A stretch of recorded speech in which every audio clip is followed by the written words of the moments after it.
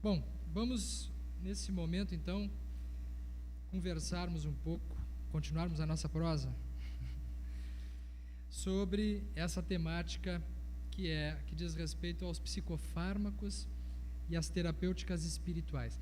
Esse tema é um dos temas muito solicitados, principalmente para quem trabalha no campo da espiritualidade e que é psiquiatra, que é o meu caso, né?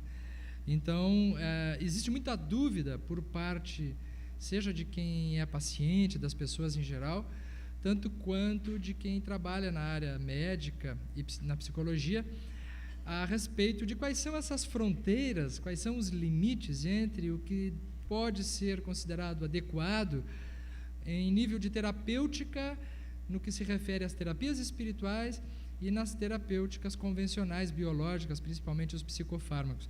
Psicofármacos são os medicamentos psiquiátricos, são os medicamentos que agem no sistema nervoso central e que são utilizados para a correção de distúrbios, de transtornos, de perturbações de ordem mental. Portanto, esse assunto, ele é um assunto muito importante, porque, como vamos ver de imediato, parece que existe historicamente um conflito entre o que é biológico, o que é da alçada da medicina, da ciência comum, e o que é até então o motivo de interesse das religiões e da espiritualidade em si.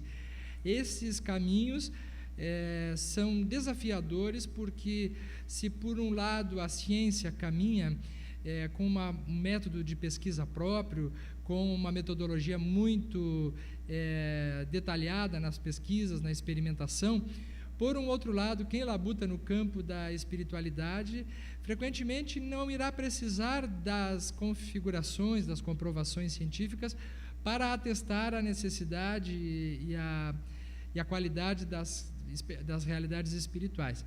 Diríamos que a ciência em si, sob o ponto de vista pragmático, ela não precisa da religião. E a religião, sob o ponto de vista do sentimento, também não precisa da ciência. Ninguém que acredita de fato em Deus vai precisar de pesquisa científica para continuar acreditando.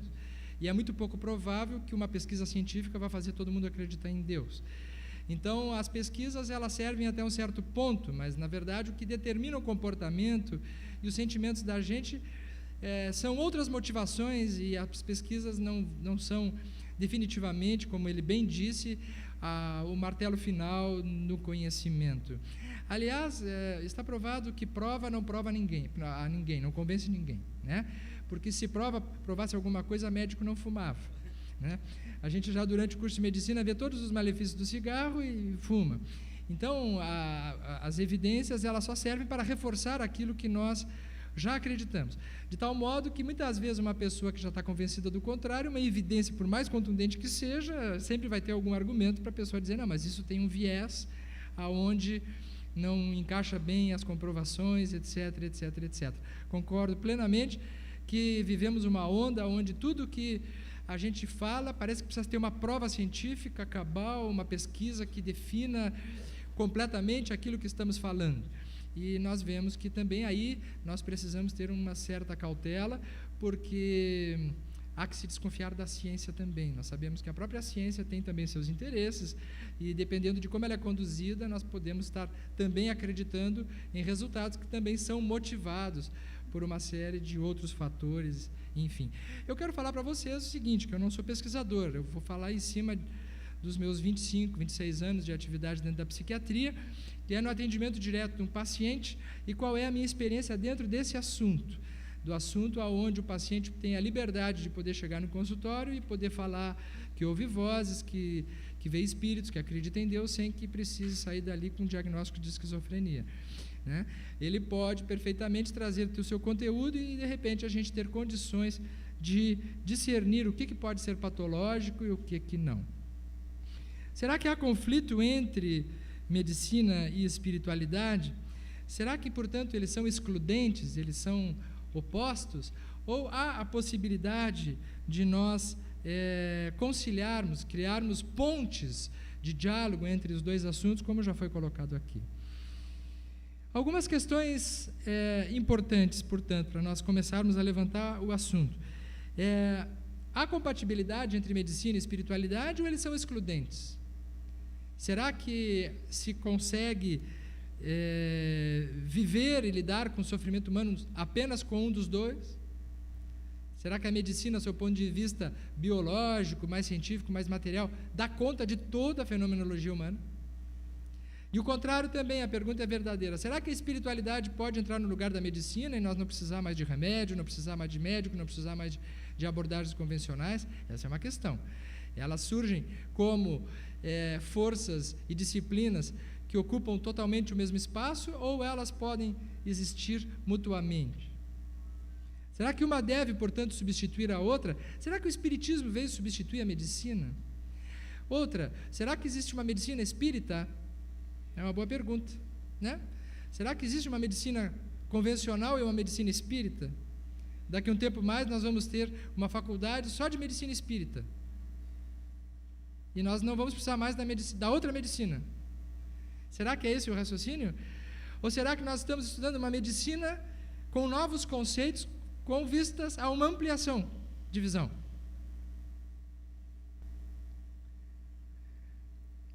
Os tratamentos médicos convencionais, eles são suficientes? Será que quem faz um tratamento médico... Porque essa questão é importante, porque, do ponto de vista científico, nos últimos anos, principalmente no século XX, foi colocado que a medicina daria conta de todas as dificuldades. Do ponto de vista das dificuldades biológicas, mas também das dificuldades mentais, emocionais. E há quem acredite que isso é só uma questão de tempo, que simplesmente logo ali, em seguida, já vai se mostrar que tudo isso se pode resolver apenas com a ciência, sem que a gente tenha que voltar ao ranço antigo das religiões e da espiritualidade, sem que tenha que voltar a essa sombra que, segundo alguns, tanto mal fez para a humanidade.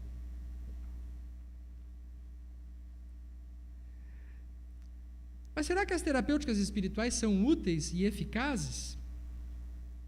Será que elas funcionam?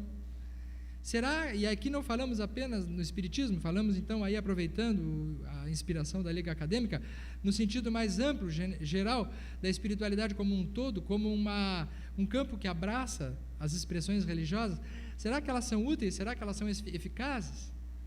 Ou será que nós vamos ter que esperar o martelo das pesquisas, onde as provas estejam todas montadas uma atrás da outra, para nós sabermos, viu, eu sabia, a espiritualidade ela funciona. Será que o cirurgião, ele precisa de uma pesquisa científica para saber se deve operar ou não um paciente que esteja em pânico, que esteja tendo uma crise de medo? Todo cirurgião sabe que se ele operar um paciente nessas condições, ele tem uma chance de desastre muito maior do que daquele paciente que esteja compensado do seu lado emocional. Mas existe alguma pesquisa científica que mostre que a pessoa em um estado de ansiedade intenso possa ter um resultado diferente daquela que esteja mais calma? Será que existe essa pesquisa? Será que existe uma pesquisa que mostre que uma pessoa que está num avião de paraquedas e outra sem, se as duas pularem, uma tem mais chance do que a outra de sobreviver? Foi feita essa pesquisa? Vocês já viram em algum lugar essa pesquisa sendo feita? Nós vamos precisar de um resultado objetivo para chegar à conclusão de fato, com paraquedas tem maior chance de se salvar.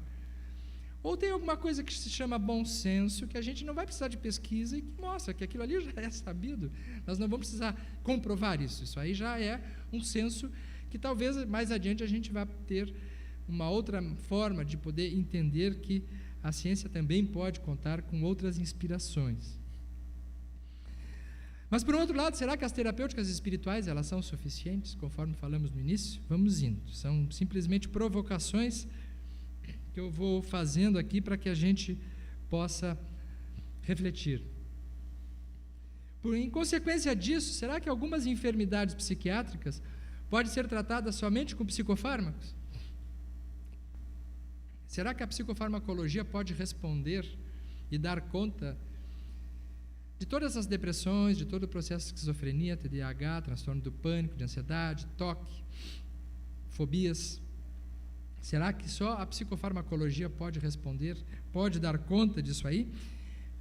Precisamos lembrar o seguinte, que existe assim como existe um preconceito em relação à espiritualidade, principalmente por parte da ciência, também existe um preconceito com relação aos medicamentos por parte das pessoas em geral. Certo? Para quem estava na palestra na sexta-feira, eu ainda brinquei que, né, mostrar que o psiquiatra é o da pessoa não pega bem, principalmente se ela estiver tomando algum remédio. Porque se a pessoa estiver tomando alguma medicação, diz assim, mas você precisa de remédio? Né?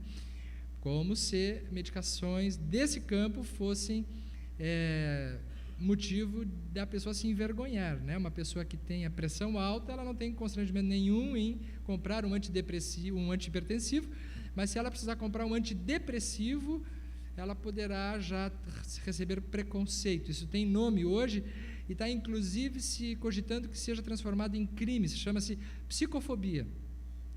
A criminalização do preconceito contra os transtornos, as pessoas portadoras de transtornos e deficiências mentais. Então, os medicamentos carregam em si muitos preconceitos, principalmente quem trabalha na área espiritual. Né?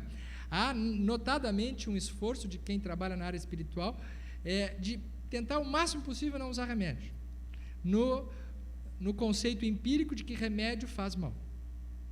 Será que isso é verdade? Precisamos dizer que medicamentos desse campo, da psicofarmacologia, os primeiros que surgiam davam muitos efeitos colaterais. Então, a pessoa, para poder ter o benefício do remédio, ela pagava o preço de muitos efeitos colaterais, digestivos, boca seca, tontura, alteração de pressão, da libido, ganho de peso, insônia ou muita sonolência, sedação, etc, etc, etc. Mas é preciso dizer que hoje a medicina avançou ao ponto de depurar essas medicações e hoje existem medicamentos que são extremamente limpos, vamos dizer, sob o ponto de vista dos seus efeitos colaterais. E aí? Será que remédio pode ser uma coisa boa também? Ou ele é só, em último caso, quando a pessoa esteja morrendo, se atirando de cima de um prédio, então ela toma o remédio no máximo por um mês, que é para livrar do suicídio, depois vai para um centro espírita ou para uma igreja e tenta salvar só com Deus. Será que é verdade isso? Algumas enfermidades psiquiátricas podem ser tratadas somente com terapêuticas espirituais, o contrário. Será que a pessoa pode, então, resolver os seus problemas apenas através da fé? Essa questão é muito interessante. Será que os psicofármacos são prejudiciais nas atividades espirituais? Agora falo para os espíritas, para nós aqui. Existe uma grande dúvida, uma grande interrogação. Será que quem está tomando remédio pode trabalhar no passe? Pode trabalhar na mesa mediúnica? Ele pode frequentar o centro espírita e trabalhar na atividade que ele já estava envolvido antes? Ou não? São perguntas. Se der tempo, eu respondo no final. Ele ficou de me avisar quando chegar pertinho. Bom, então vamos às questões. Psicofármacos, eles podem fazer bem? Resposta na minha experiência, sim. Psicofármacos podem fazer muito bem. Um psicofármaco pode salvar uma pessoa do suicídio, certo? De 10 pessoas que se matam, 9 têm algum transtorno mental. 9. Certo? Diagnosticado ou não.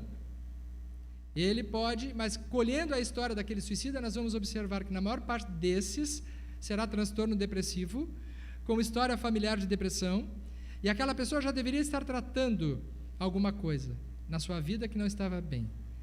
Quando a depressão ela é um diagnóstico que há como se chegar nele, não dá tempo para a gente transitar sobre cada diagnóstico, mas notadamente os antidepressivos têm um impacto muito grande em cima dessas situações. Por quê?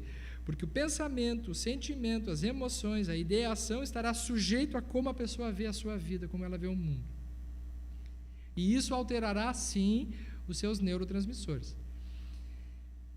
Porque, para quem deve lembrar, aí, quando eu coloquei a respeito da importância química do cérebro a ponto de fazer uma pessoa não lembrar o que fez de noite, certo? O corpo tem uma influência muito grande sobre nós. Né?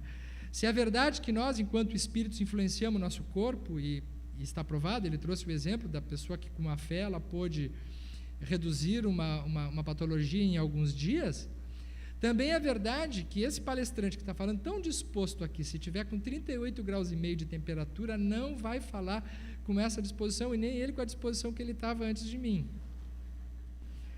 Porque nós somos um com febre e outro sem febre. Certo? Dependendo de como nós estamos fisicamente, nós somos um ou outro. Nós não somos a mesma pessoa sempre. Ele daqui a 30 anos, sob o ponto de vista hormonal, ele vai ser diferente do que ele é agora. E ele não tem como dominar isso aí. Né? Quem está com 70 anos vai ter uma série de necessidades diferentes de quando tinha 18 ou 20 anos. Por quê? Porque os hormônios que estão circulando naquele corpo vão determinar desejos, ordem de pensamento, de sentimentos. Ele vai ser outra pessoa, querendo ou não, porque o corpo físico tem as suas determinações. Certo? A alma que está encarnada num corpo físico, ela está sujeita a como aquele corpo está funcionando também. Portanto, uma pessoa que esteja com transtorno psiquiátrico, que tenha um componente físico importante, ela está tão limitada fisicamente, na forma de se sentir, tanto quanto uma pessoa está limitada quando está com anemia, com hipotireoidismo, com uma crise hipertensiva, com uma alteração neurológica. A diferença é que nos casos clínicos, quando se pode fazer um exame, se detecta o problema, mas nas desordens psiquiátricas não há exame que mostre. O que não quer dizer que ela não existe. Existe na ordem dos neurotransmissores, serotonina, noradrenalina, dopamina. Se esses neurotransmissores desregularem, a pessoa não é mais a mesma. Ela se modifica. Aí vocês vão perguntar, mas por que desregulou? Bom, isso é uma longa história. Porque, considerando que nós já tivemos várias encarnações, nós temos muitos gatilhos inconscientes que vêm de outras vidas, e nós não temos possibilidade e nem devemos ter a pretensão de controlar todos eles. Às vezes, nós precisamos da medicina, da medicação, da psicoterapia e do apoio e da humildade para aceitar isso aí. Né? Porque essa é a ferramenta fundamental da pessoa poder aceitar que não está conseguindo sozinho. Então, quando, então, que o medicamento pode fazer bem? Quando ele está indicado, quando existe um diagnóstico, quando existe um conjunto de sintomas, e a psiquiatria, a medicina, ela evoluiu muito para poder hoje identificar quais são as patologias que podem ser tratadas com medicamentos. Desde a depressão, os transtornos de ansiedade, os transtornos psicóticos. Tem muita gente debruçada sobre isso, que não está se dedicando ao mesmo campo de interesse que nós, mas isso não quer dizer que esses avanços sejam menos importantes do que aqueles que a gente está estudando. Então, é preciso considerar que a medicina e a ciência comuns, vamos dizer assim, têm os seus méritos inegáveis e tem ferramentas que sem elas nós não estaríamos podendo ter uma série de avanços e recursos que nós estamos tendo. Agora, psicofármacos podem fazer mal? Quando? Pode fazer mal. Um psicofármaco pode fazer muito mal. Mas quando que ele pode fazer mal? Quando ele está mal indicado, quando a pessoa está mal medicada. Né? Quer dizer, se uma pessoa está tomando um medicamento errado, ou se está tomando o medicamento certo na dose errada, ele vai fazer mal. Mas isso não é só o psicofármaco. Né? Se a pessoa ela se utilizar de qualquer coisa de forma inadequada, ela tem uma tendência de ter um prejuízo. Né?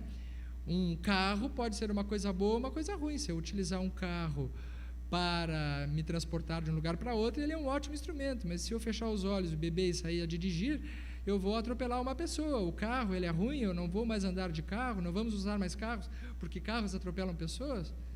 Não. Né? A eletricidade, ela é boa ou ela é ruim? Dependendo da utilização.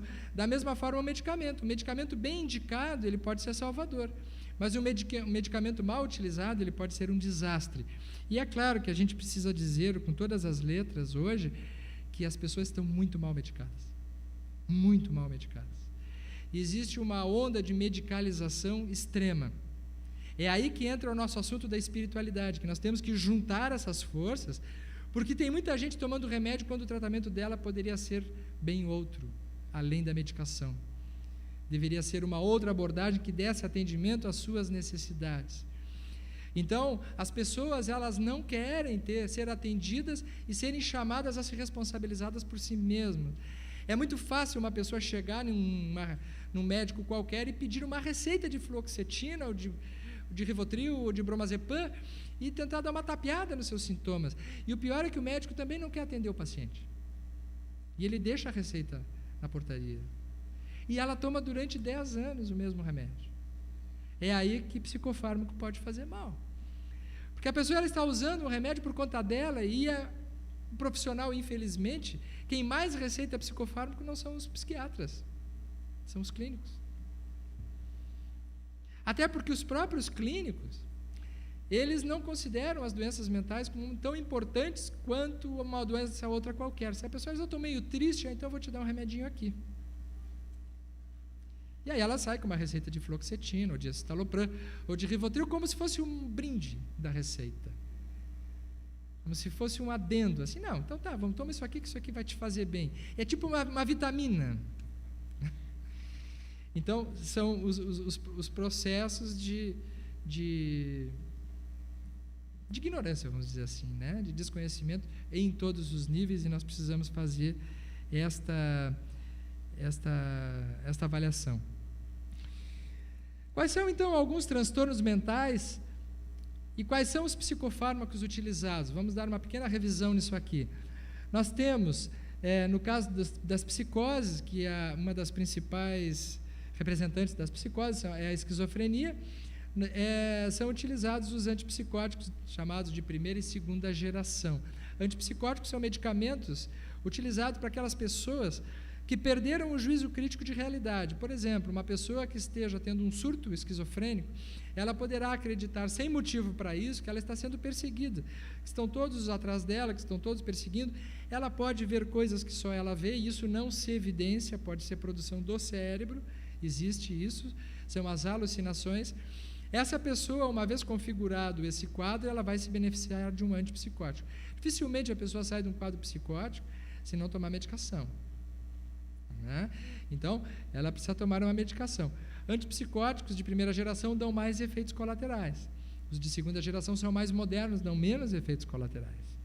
São medicações mais apropriadas. Vocês devem estar se perguntando, mas como é que a gente diferencia quando é um esquizofrênico e quando é um médium? Fiquem se perguntando, porque não vai dar tempo de responder aqui. Não vou dizer. Nem vou entrar no assunto. Esquizofrenia é um quadro mais deteriorante, né? A pessoa já apresenta prejuízos funcionais desde criança, ou alteração de comportamento, altera uma série de fatores mentais, leva ao empobrecimento da personalidade. Mediunidade não. Mediunidade tem um curso que pode ter, às vezes, coincidir com alguns problemas mentais. Mas na história da mediunidade, a pessoa, uma vez tratando o aspecto mediúnico, ela enriquece a sua personalidade, ela tem... Os médiums são normais. Alguns não. Transtornos depressivos, os antidepressivos, já falamos aqui, o impacto relevante, principalmente na ideação suicida, né? O suicídio está aumentando no mundo cada vez mais, inclusive no Brasil, está aumentando enormemente o suicídio de adolescentes por conta do uso de drogas e de álcool, e o suicídio em crianças. O suicídio em crianças tem aumentado muito. Criança se suicida, criança se enforca, criança se atira de locais altos, né? E como o suicídio não é noticiado, então muitas vezes a gente não fica sabendo, mas são necessários tratamentos, às vezes precoces, para que se possa evitar essa tragédia. Os transtornos de humor, na bipolaridade, se utilizam os estabilizadores de humor. Muita gente tem transtorno de humor e apresenta depressão dentro do quadro de uma depressão bipolar, por exemplo. Por que o diagnóstico ele é fundamental? Porque se a pessoa tomar só um antidepressivo, ela pode piorar do seu quadro, né? Então, por isso que o diagnóstico é muito importante de ser bem feito, porque num transtorno de humor é preciso ela usar um estabilizador. O antidepressivo pode piorar a situação dela, aumentar a ansiedade, aumentar a irritabilidade. Então, é preciso esse diagnóstico. Transtornos de ansiedade, pânico, toque, transtorno de estresse pós-traumático, são usados os antidepressivos e ansiolíticos. Pessoas com pensamentos persistentes, com ideias predominantes de medo, com alteração de personalidade, com vulnerabilidade, sensação de que vai acontecer uma coisa ruim, de que vai se acovardando diante da vida, e isso vai persistindo por muito tempo. Ela tenta várias alternativas, vários tratamentos e não melhora, ela talvez esteja precisando de uma avaliação médica.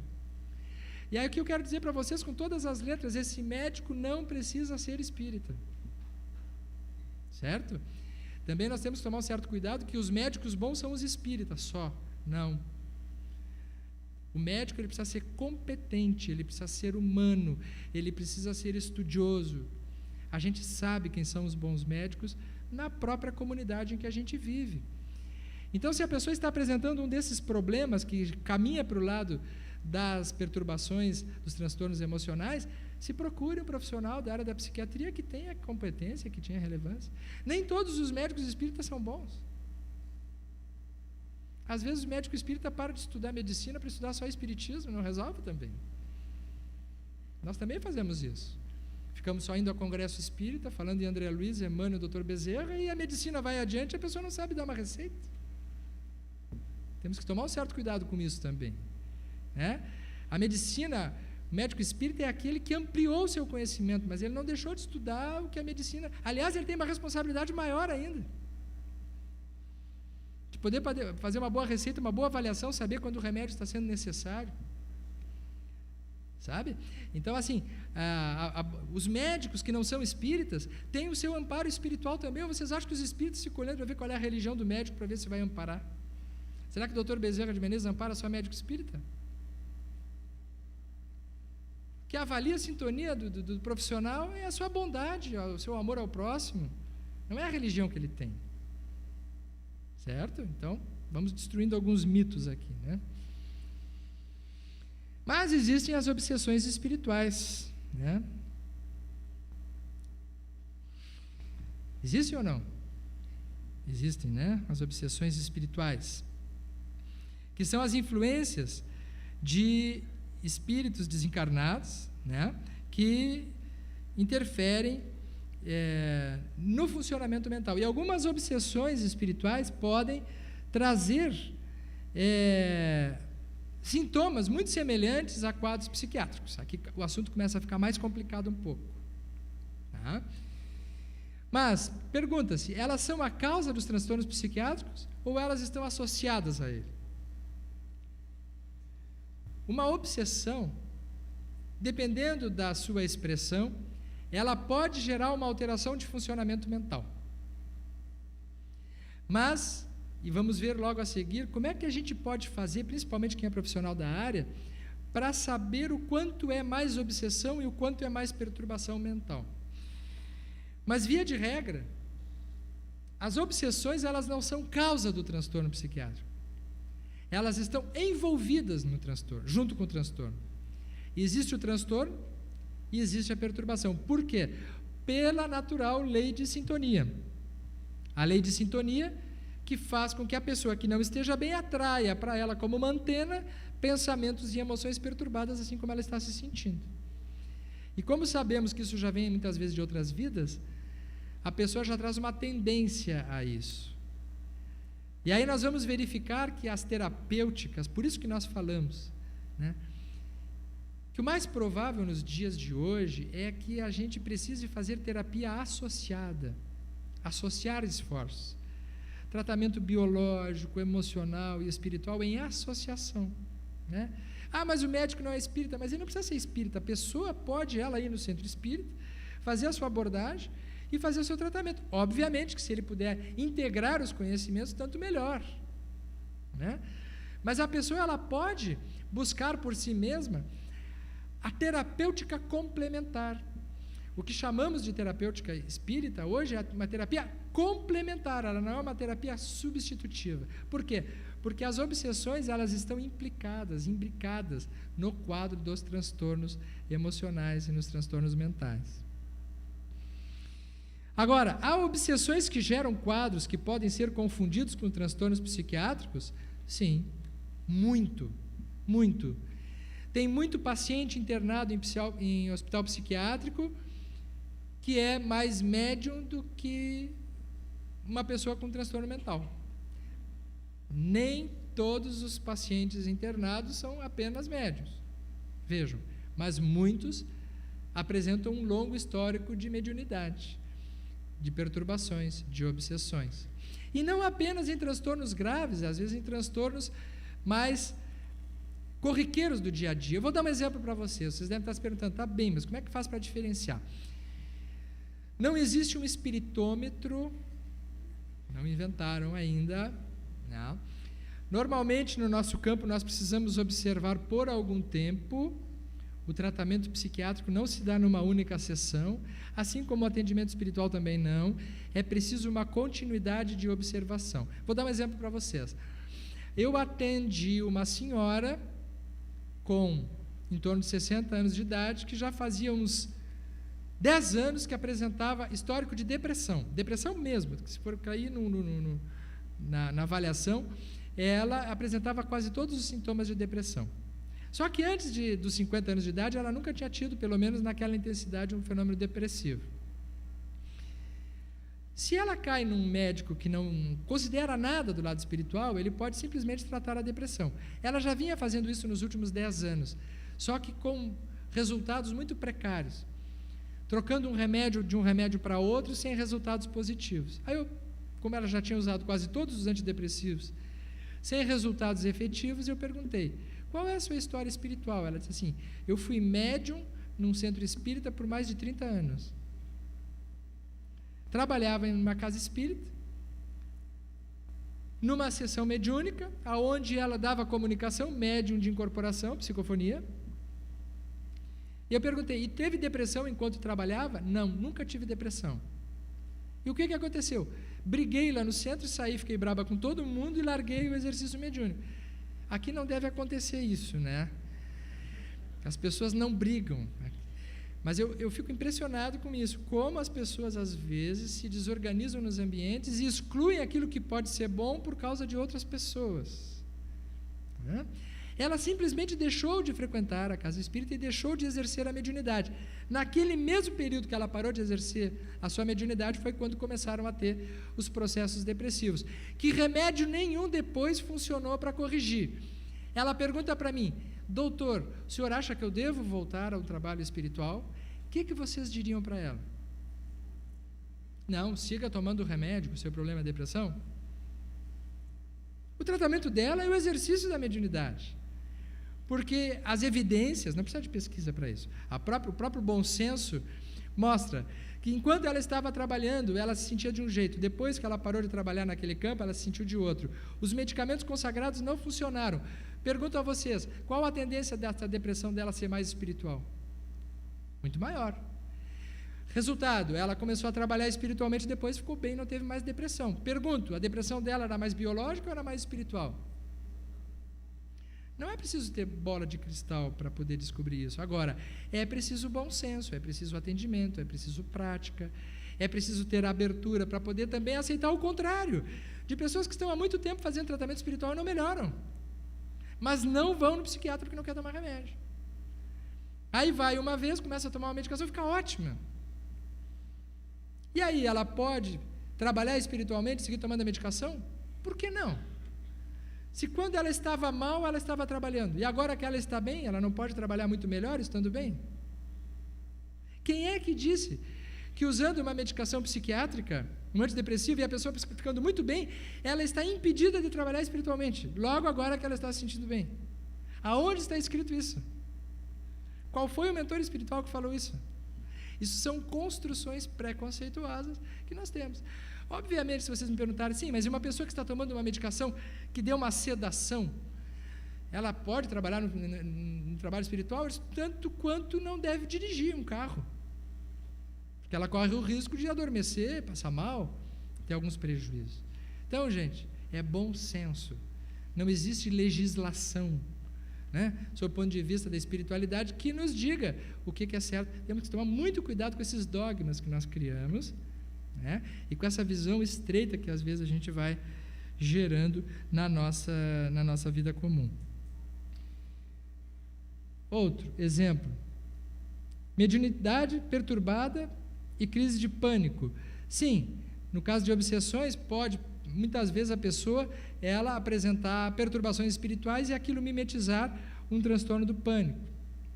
Depois eu posso citar para vocês, para não avançar muito no tempo, mas há pessoas que podem apresentar sintomas muito parecidos com o quadro de pânico e ser mais de natureza mediúnica, mas o encaminhamento é o mesmo do anterior, é a experimentação. Se ela começar uma terapêutica que está funcionando, né, essa terapêutica provavelmente está atendendo o campo aonde ela está precisando. Vidência e percepção mediúnica da realidade espiritual e quadros psicóticos como esquizofrenia. Sim, da mesma forma. Médiuns. Chico Xavier, se não tivesse ido trabalhar no espiritismo, provavelmente ele teria uma grande perturbação espiritual, porque ele tinha muitas vidências e isso poderia ser confundido com esquizofrenia, certo? Mas tem muito esquizofrênico que é confundido com médium e que está precisando muito mais de tratamento médico do que ser de exercício mediúnico. E muito cuidado com isso, porque trabalho mediúnico muitas vezes ele é bem-vindo, trabalho espiritual muitas vezes ele é bem-vindo, mas ele pode estar contraindicado também. Uma pessoa num surto maníaco, numa crise de transtorno bipolar, que ela esteja achando que é um enviado de Deus, se ela for para um centro espírita receber mensagem mediúnica, naquele momento vai ser perturbador para ela, porque ela já está convencida que ele é um anjo que está encarnado que vai salvar a humanidade. Aí chega no centro espírita e diz que ele é a luz do mundo, que brilha a vossa luz, ele vai dizer, pronto, está aí a confirmação que eu sou o cara. Então, nesse momento, será aconselhado para ele não participar de determinadas atividades. Novamente, questão de bom senso.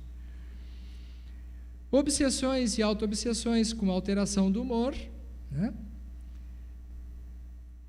A associação do tratamento psiquiátrico com o espiritual, que nós já falamos aqui, que nos parece, na maior parte dos casos, o melhor, né? O que traz melhores resultados. Pacientes que se beneficiam menos com medicamentos e mais com terapias espirituais, acontece também. Geralmente, nesses casos, eu encaminho a redução ou mesmo retirada de medicamentos e oriento o reforço nas atividades espirituais, como foi o caso daquela paciente. Pacientes que se beneficiam mais com medicamentos, além das terapêuticas espirituais, se mantém a manutenção, se mantém os dois, né? Se conserva os dois. Indicam a manutenção dos medicamentos em associação com atividades espirituais. E tratamentos psiquiátricos associados a tratamento espiritual mostram-se mais efetivos em seus resultados. No âmbito geral, com certeza. Pessoas que estão em tratamento médico e que adicionam a parte espiritual, normalmente têm um campo de melhora muito mais observável, muito mais salutar. Tornando esse assunto extremamente interessante. E mais interessante ainda, se vocês quiserem fazer perguntas a partir de agora. Então, muito obrigado.